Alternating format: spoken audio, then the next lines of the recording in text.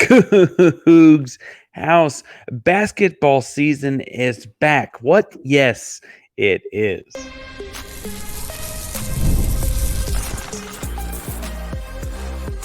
You are Locked On Cougs, your daily podcast on the Houston Cougars, part of the Locked On Podcast Network, your team every day. Welcome to Locked On Coogs, daily podcast about your Houston Cougars. I'm your host, Houston-born teacher and coach Parker Ainsworth. And whether you're a Houston fan or just a hater who came to step by, thank you for making Locked On Cougs your first listen of the day. If you want to join the conversation but don't know what to say, tell us which burner on the stove you use the most. Everyone has one that they use more than the others. Which one do you use the most? Today's show is brought to you by FanDuel, America's #1 sportsbook. More on that fun in a second. Got to keep the winning going over there. But it is somewhat officially basketball season, and winning the Big 12 is going to be difficult to do. We'll talk about that in the third segment. I want to talk some about the new players and the roles on the basketball team as we embark on basketball season as well. But first and foremost, we probably need to talk about why we're saying basketball season starts in June. So if you haven't lived in Rockland, but you don't pay attention, basketball practices formally started on Monday, June 3rd. Players moved in over the weekend and got to it. There was actually a cool tweet from the basketball program blasted across social media platforms that practice or I guess their workout started at 6:30 and the full team was assembled on the field to do their conditioning at 6:20. So player-led program to say the least, but also really, really cool to see things getting underway. Now, this is under a rule change, a fairly recent rule change in college basketball, in which they're full on having two-a-days these days, honestly. At a minimum two-a-days, players could go in and do their own shooting drills and stuff later on if they wanted to, but they will have strength and conditioning in the morning and practices later in the day throughout the month of June and July. They have a total of 10 weeks of summer school. They're allowed to do 8 weeks. The way Houston does is 2 different 4-week sessions, kind of with the 2 different summer semesters of sorts. So 4 weeks at a time. A session each day of the week, every weekday. And it's really interesting to see how it's changed both college basketball and the program. I think a lot of people think about the wear and tear of the games and all of how that impacts what we've seen at Houston the last few years. And we have seen Houston kind of mold this summer program a little bit differently each year in how they shift gears towards making sure guys are ready to go in both October, late October when the game starts, early November when the games start, and all the way through that conference slate starting in January and into conference and NCAA tournament starting in March, and hopefully to the Final Four in the first weekend of April. This is a lot of things going on for college basketball. They kind of split up where each day of the week at Houston gets a different focus as far as the basketball portion goes. Monday, Tuesday, Wednesday, Thursday, and Friday are all fairly different.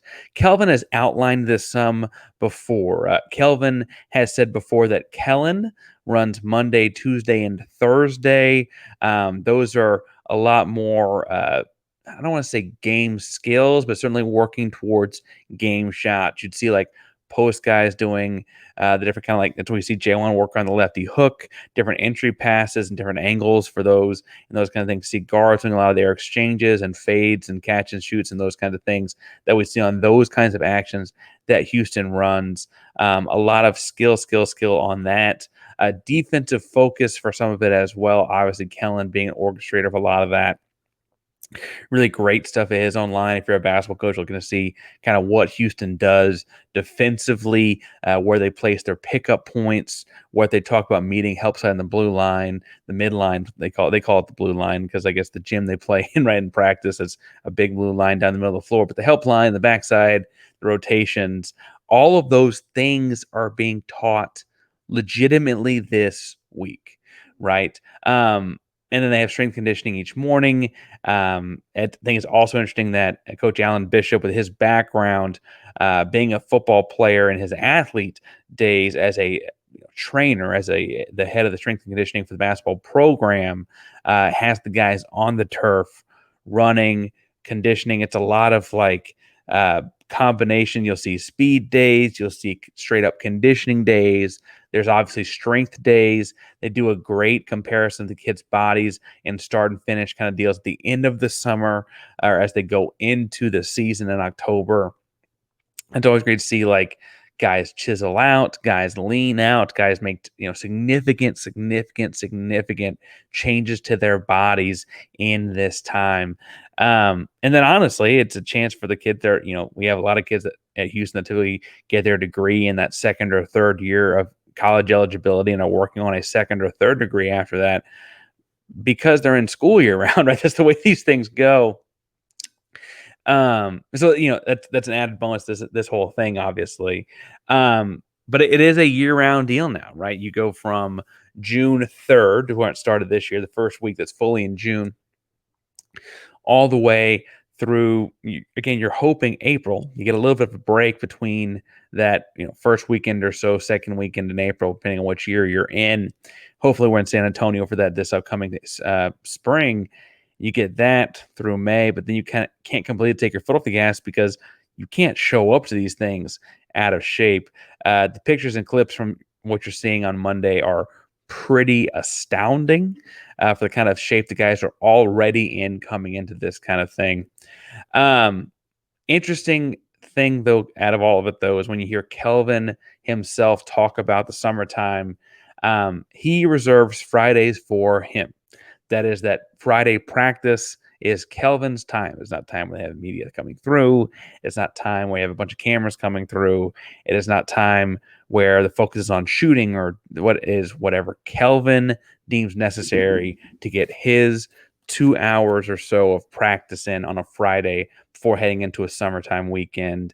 And that's his day. And I think what's interesting in hearing him talk about this is, I can't remember the last offseason before, but he was talking about how, with how long he's been coaching, this summer season has changed, right? And with the summer season changing, once upon a time, coaches couldn't formally be involved. You might have strength coaches there to make sure no one got hurt, or general assistant, student assistant kind of guys making sure that the shooting gun got set up or whatever, and seniors could lead practice if they wanted to. But head coaches certainly, but even top end assistant coaches weren't in the gym officially for any of this. They might be in their office, they might be nearby, but they weren't officially in the gym.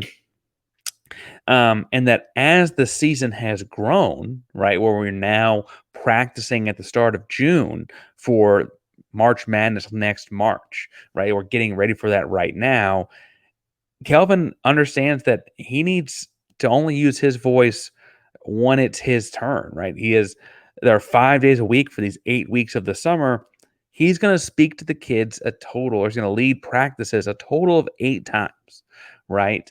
And that's that way that they don't get exhausted from hearing just Kelvin all the time. That builds relationships in the programs, why you see guys so close to Quanis, so close to KC, Hollis, Kellen, obviously. Like, they've got these great relationships across the board, the different assistant coaches. But also it means that Kelvin can coach them really hard his one day a week and not worry about burning anyone out or burning anything down, because he knows that he's only going to talk to him, as the lead coach of the practice for those 8 times this summer, right? And so if he needs to really get into someone, get onto someone, whatever, that's just one of the 8 times, right?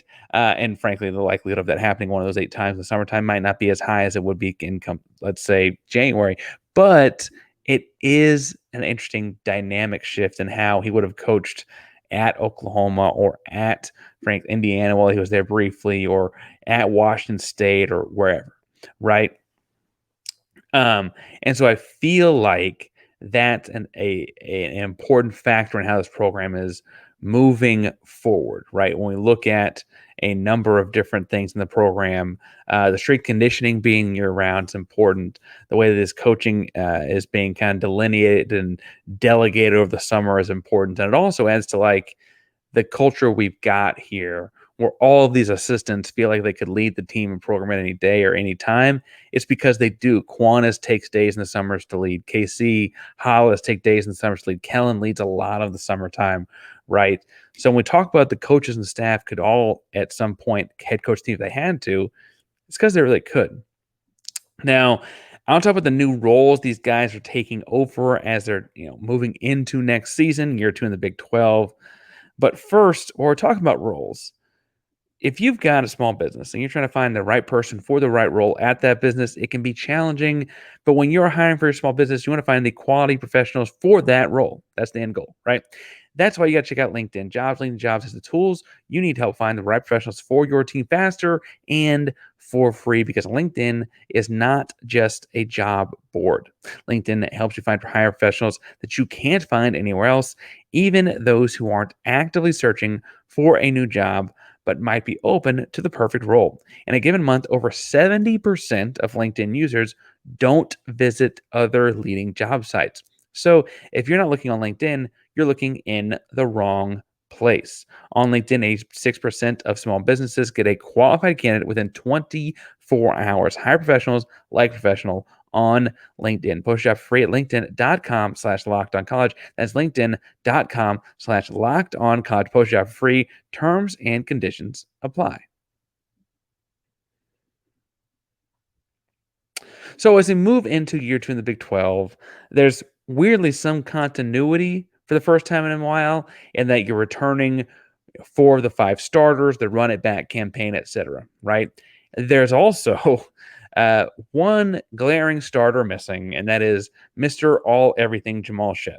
Right? And in Jamal's absence, players' roles change.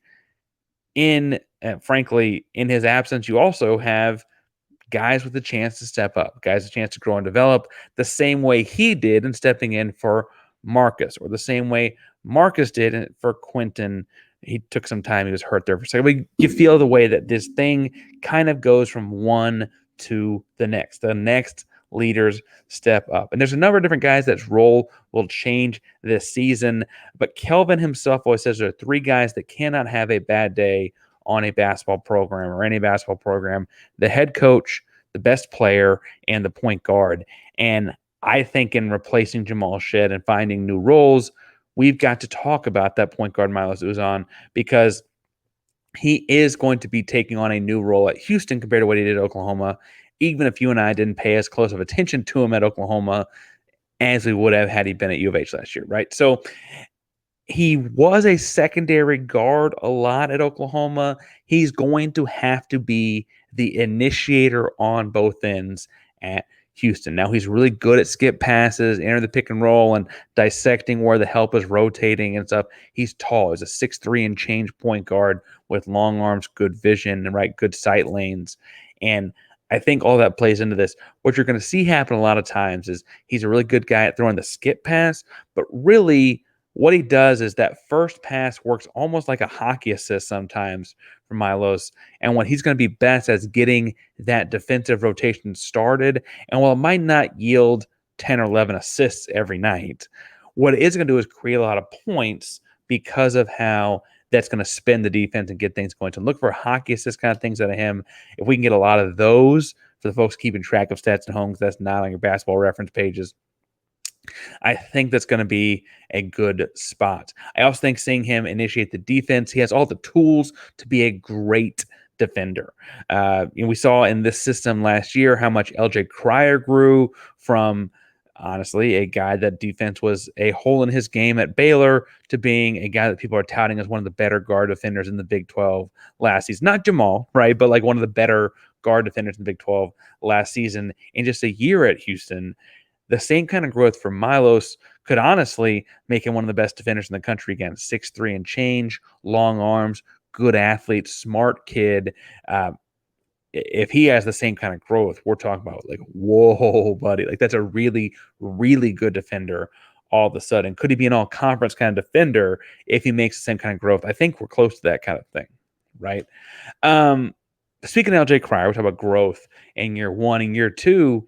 LJ is going to grow into that leader. His new role, when we talk about those 3 guys, the coach, best player, and the point guard, is somewhere between the best player and point guard spot. Last year, he led the team in points per game. He grew a lot defensively. This year, he's got to do more than that. He can't just be a good defender. He needs to be a great defender. He can't just lead the team in points per game. He's got to be consistent, right? Last year it was 17, but there were games where he had 24, games where he had 7.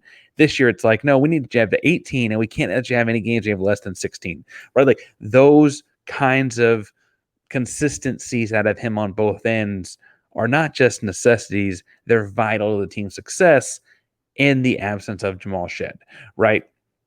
And so finding spots for him to do that, whether it's flare screens or fades or whatever on defense, find the matchups where he can exploit things. Again, last year he and Jamal were both just under 6'2". That kind of changed up how they guarded guys. This year he's the shortest of the 3 backcourt guys, shortest player on the floor for Houston's projected starting lineup. That means he's going to get very clear-cut matchups. He's got to win those matchups. I anticipate him doing it. He showed me everything in his first year at Houston to show me that he can grow into that, but he has to. That's got to be his role because his other backcourt team, mentioned Milos, mentioned LJ, Emmanuel Sharp has had probably the most exponential growth of kind of chart across the guy of any of these 4 returning starters at Houston. Came in, I should say, middle of his senior of high school with a shattered leg, right? Then his quote redshirt freshman year, his first year healthy as a freshman, which would have been his normal freshman year had not graduated high school early. He comes in on as like a 6th man on a team that doesn't really play more than 7. He kind of really was the 7th man actually, because Reggie Chaney, rest in peace, Reggie Chaney. Reggie Chaney really was the 6th man, but he was the first guard off the bench for all intents and purposes, the only guard off the bench really in the Marcus Sasser final season, that 2022-23 season, Jarris Walker season. And then last year, he was a kind of a 5th starter at the start of the year. By the end of the year was vital to everything that Houston did. Played tremendous. I mean, game of a lifetime against A&M, right? Big time player, big time moments. Love the moment, right? The infamous the moment. Emmanuel loves those. He's got the size and athleticism now that you kind of almost forget about that. Eventually, we're going to stop talking about it, right? But you kind of forget about the leg injury because it's hard to imagine him ever not being a big, strong, athletic guy, right? He's got long arms. He's got some weight to him, good weight to him on that perimeter spot. What Houston needs out of him is he showed flashes of it last year where he had he's buddies with Ramon Walker. He had flashes of that Ramon intensity. If he can add that Ramon intensity, the diving on the dirty work kind of guy at the wing spot, on top of the shooting, on top of being the best defensive guy in the backcourt, and that's my second thing here in a second, he may be the most important player in the team in a lot of ways. He also, and this is, it's Milos' first year. LJ is still growing as a defender. He's good, not great yet. Or he's good relative to the rest of the country. He's not Houston Cougars, not replacing Jamal Shed, right? Emmanuel probably gets the most difficult perimeter matchup in every game Houston plays this season, and will have to become the kind of all-everything defender that Houston grooms guards into being, right? He's just going to have to be that. And I think he can. I think it's a challenge that he'd gladly accept. I just think that that's going to be his new role. The role for J'Wan Roberts is going to kind of be the opposite. We know what he can do. 6-year man, continues to impress on the floor every time he steps on it. Can the guy stay healthy? Right? Last season, it was the knee mid-season, then the hand. It was just constantly, the body felt like it's falling apart. The year before, he was also kind of run down by the time he got to the end of March. This season, how do we monitor him, and how does he make the same kind of winning impact while hopefully playing closer to 24, 25 minutes a game than 30? That way we can get him healthy later in the season, honestly. Going to be so important for him. And that role, the elder statesman leader, right? It can be done while sitting down, right? It can be done at practice where you're not as sweaty as the kids you're talking to, right? That's going to be important. Speaking of important, J'Wan Roberts is very important to this team, but perhaps more important, this maybe we'll have to end the role segment. We'll do maybe the bench guys later. Is I need another big jump out of Javier Francis on this team. He went from a off the bench, somewhat in rotation, somewhat not, with Reggie Chaney out there kind of guy the year before last. Last year, he was a starter, played about 20 minutes a game between Tugler and Roberts and some small lineups. He didn't need him a whole lot, but the real truth was he was also getting, in just 20 minutes per game, getting 3 fouls per game. And he just needs to be on the floor more. Got to be more disciplined with choosing when to challenge shots, choosing when to leave the floor, and choosing when to when to pick your very hyper physical spots. In those 20 minutes, he's getting over 1.5 blocks and over 5 rebounds per game, right? It's just about getting him on the floor more and maturing and growing into a guy that Houston can rely on to be on the floor for more like 27, 28 minutes a night.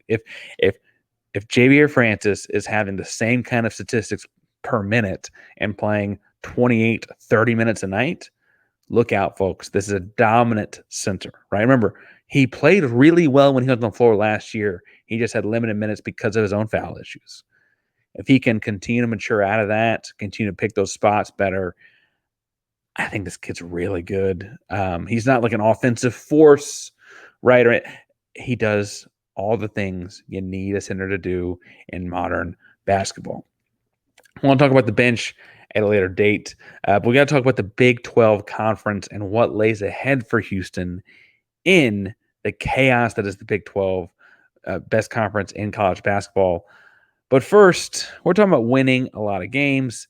And if you're trying to win a lot these days, you got to go over to FanDuel to do it, because right now it's winner take all time in the NBA and NHL. And FanDuel is giving you a shot to bring home a big win of your own. Right now, new customers get $150 in bonus bets with any winning $5 bet. It's $150 on point spreads, money lines, player props, and more. So visit FanDuel.com/locked-on and make every shot count. Y'all are trying to move the lines a little bit in this thing. They got the Celtics in the NBA Finals as favorites at -220, but game one, the line has moved some. Boston has gone from a 6-point favorite to a 6.5-point favorite. Y'all like the C's. Maybe you just don't like Dallas. That's it. We don't like Dallas. I get that. Whatever you want to do, visit FanDuel.com/locked-on and make every playoff shot count. FanDuel, America's #1 sportsbook. All right, now the Big 12 gauntlet, I think, is another key storyline for Houston next year, and it was last year too, and it will be for every year, because the Big 12 is the best conference in college basketball. Houston's a big, big part of that. And I want to stress as we go through this, Houston is a preseason top 5 consensus team, right? I'm not saying that Houston has any reason to be scared of anything in the Big 12. I am saying conference is really darn good. And that starts with another consensus top 5 team. Some people have them as the #1 team in the country, Kansas. Now, Kansas was hard to beat in Kansas in Lawrence last year, not so great on the road last year, and they've loaded it back up. They pulled in transfers: AJ Storr from Wisconsin, Rylan Griffin comes from Final Four Alabama, Zeke Mayo from San Diego State. Add in the fact that Hunter Dickinson, the big Michigan transfer from a year ago, comes back. DeJuan Harris stays for another year as well. Like, Kansas looks really, really talented. And I think the deal with Houston and them will be is that they'll both be competing to win the conference again. And I don't think this is kind of year like last year where, like, we said that about Kansas and the depth failed them. Because of how many returning guys they have, they're really kind of just losing Furphy. They added a bunch of guys in the transfer portal and again some Final Four experience in Rylan Griffin. I think Kansas is going to be very good and very challenging. If Houston's beating them by 30 at home to wrap the regular season, we're talking about a pretty strong Houston Cougar team, and we might be right. Other opponent Houston's got to look out for is Baylor. Obviously, Baylor, Houston won in overtime, but having a giant halftime lead. They took that game to overtime and won in Waco last year. This upcoming year, they add a couple guys that frankly have given Houston problems in the past. Almost feels targeted and intentional the way Baylor went after guys that have beat Houston. They add Norchad Omier after losing Massey to the NBA draft. They add Norchad Omier from Miami, yes, the same Norchad O'Meara. They got a bajillion rebounds against Houston in the Sweet 16 game in 2023. That guy is back. He's at Baylor, so same green, different accent colors. And then Jeremy Roach, point guard at Duke. Same Duke that beat Houston in the 2024 Sweet 16. He transfers to Baylor as well. Again, a couple guys that beat Houston in the tournament. I think Baylor sees something in their way towards winning between them and winning the Big 12. That thing is Houston. They go out and recruit in the transfer portal a couple guys that have beaten Houston. I don't think that's on accident. Again, do I think Houston can beat Baylor? Yes. Am I also concerned that those guys are really talented and are wearing Baylor green and yellow? They want to say gold. The thing's yellow. Yes, bluntly I am. Iowa State was the team that I think by December we knew they were going to be concerning, and by January, obviously they handed Houston a loss early and late in conference play, late being in the conference tournament. Houston gave them a heck of a game. Houston ended up beating them in Houston. Iowa State was good last year. And they run it back with 4 of their leading scorers. They're all 4 leading scorers coming back next season. That makes a challenging task for Houston, obviously. They also brought in a transfer and a big center from Charlotte and a forward from St. Mary's. But Tamin Lipsey's kind of the story there. Houston's not returning Jamal Shedd. Iowa State is returning Tamin Lipsey. That competitive thing between the two of them was so much fun to watch until the end of the Big 12 tournament. Obviously, Houston ran out of gas, but they're good. They're going to be really good. Conference and Arizona, also going to be good. You talk about returning point guards. Caleb Love and KJ Lewis, both backcourt guys. Arizona coming back. Have to say that I can't say I saw that one coming, that both guys coming back. Look, Caleb Love's 3rd conference in 3 years. He was at Carolina and then Arizona. Now he's Arizona again, but they're in the Big 12. Kind of crazy to see that work. They're both really good. Now, Arizona typically has games they flub up throughout the year, and I could see that being a hindrance for them in the Big 12. Caleb Love and KJ Lewis are really good. Texas Tech, Grant McCaslin's 2nd year, adding JT Toppin, Mountain West Player of the Year, Minnesota point guard coming with him as well. Elijah Hawkins. Texas Tech will be better. Look, I don't think this is the year to worry about them necessarily. They could sneak a win, right? I'm not saying they can't. That McCaslin guy is going to turn that thing around. He's a really good basketball coach. Need to get some players, and I don't think he's got enough right now, but that's a team to watch out for. Similarly, Cincinnati's kind of brewing something. They got a shooter from Bradley named Connor Hickman. They pulled in athletic wing Dylan Mitchell from UT Austin. He was everything. People thought he was a one-and-done recruit out of high school, right? Went to UT for a couple years and didn't tell me I heard that before, right? And he didn't become that. Cincinnati, Coach Miller, like that program is on the up and up in a worrisome kind of way. The other program is kind of on the up and up in a worrisome kind of way. And I know that they lost their coach to Kentucky, but pulled in one of the top pro assistants in the country. That's BYU. BYU is not on people's like big boards of top 25s and stuff necessarily. There are a lot of people that don't even consider them the best program in Greater Salt Lake. But BYU went and got, I think it's pronounced Igor Demin. A Russian kid, 6'9", played for Real Madrid last year. There's a 6'8" kid from Real Madrid playing the NBA Finals this year named Luka Doncic. In a similar vein, Igor Demin's a 6'9" kid that played point guard at Real. Now, people kind of thought he was going to get drafted in the NBA draft. He opted to get out of the draft and go to BYU for reasons kind of unbeknownst to a lot of people, except that I guess he thought he could have been drafted higher. I don't know. Right. I have to say the kid's going to be good. Now, he played some point guard at Real. The game is different in Europe than it is in college basketball. So we'll see what position he is here in the States. He's definitely a perimeter guy at 6'9" and definitely challenging. And frankly, it's the kind of thing we see BYU could be a top 25 team and be like the 8th team in the Big 12. I mean, that's just the way the conference is looking, right? And so we'll be keeping tabs on that and what the conference looks like, more on roles and shifting dynamics on the basketball team, etc., as we get closer to the season. But man, oh man, it's exciting to be talking about Houston Cougar basketball once again with practices tipping off this week. Locked on Cougs, your daily podcast on all things Houston Cougars. And we're excited to be talking about Cougar hoops once again. We talk about the basketball team, the football team, anything going on in the world of sports. You can find me at Painsworth512, PAINSWORTH 512 on X, Instagram, wherever your social media services are. That's where you can find me. Thank you for making Locked on Cougs your first listen of the day. Locked on Cougs is a proud member of the Locked On Podcast Network. That means your team every day. Go Cougs.